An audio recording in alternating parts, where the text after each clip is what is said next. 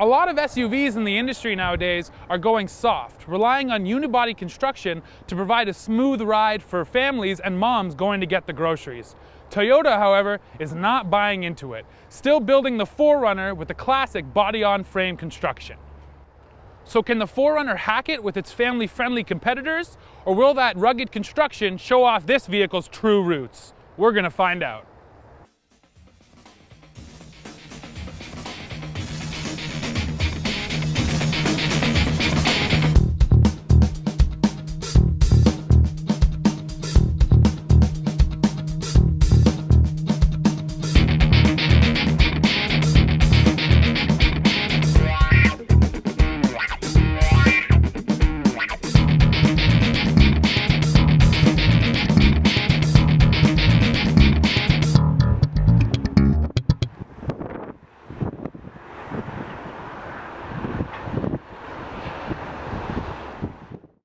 There's only one engine option that you can get with the 2014 4Runner, and that's a 4-liter V6, good for 270 horsepower and 278 pound-feet of torque.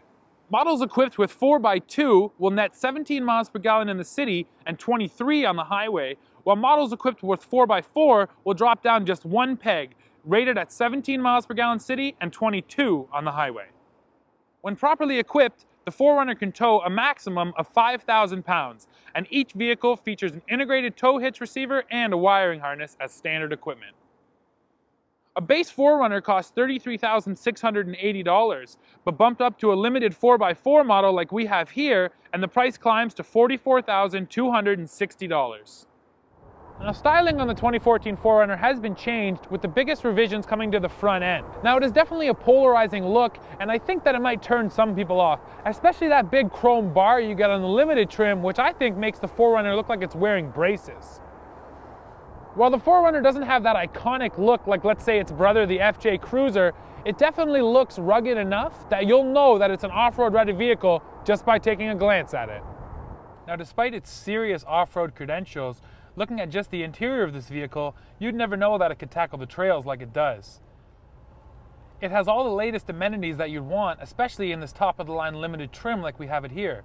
You get heated and cooled seats, steering wheel controls, and a touchscreen in the center stack that runs the latest version of Toyota's Entune infotainment system. While the majority of Entune I've had no issues with, the navigation system could definitely use a little bit more work. It's a little clunky, slow, and the controls just are not intuitive. One other interesting point with the interior of the 4Runner is that you can get a third row of seats if you want them. Now, while the seats are comfortable and the materials in here are quite nice, the 4Runner can't quite keep up to, say, the Grand Cherokee when it comes to a nice luxury interior. The dynamics of this 4Runner on-road are completely dictated by its rugged construction. Now, this thing is body on frame, it has a solid rear axle, and it's full-time four-wheel drive. The body on frame construction means that when you hit the gas, the brake, or you corner in this thing, you do experience quite a bit of body roll.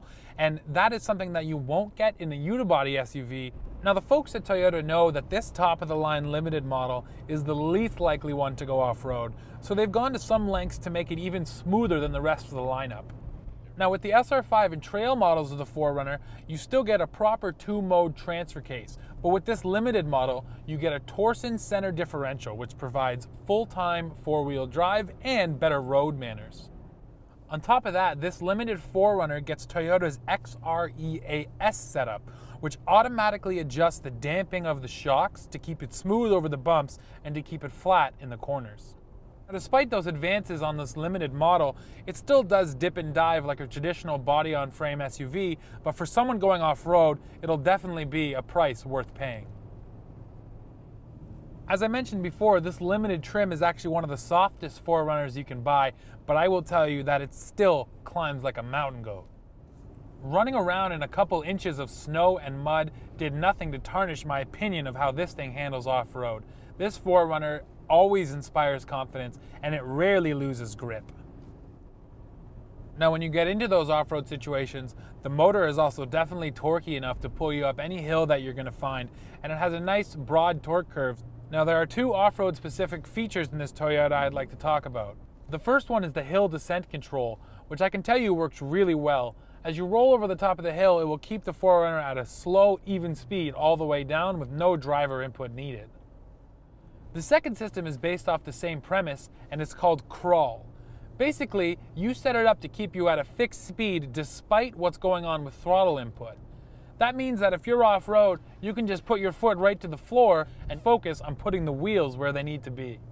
Now, despite the compromised on-road driving dynamics, the 4Runner really is one of the best marriages of purpose-built off-road construction and interior quality and comfort. The real beauty of the 4Runner is once the groceries are bought and the kids' soccer game is done, you can still hit the trails, and I guarantee you'll be leaving a lot of those unibody SUVs back there in the ditch.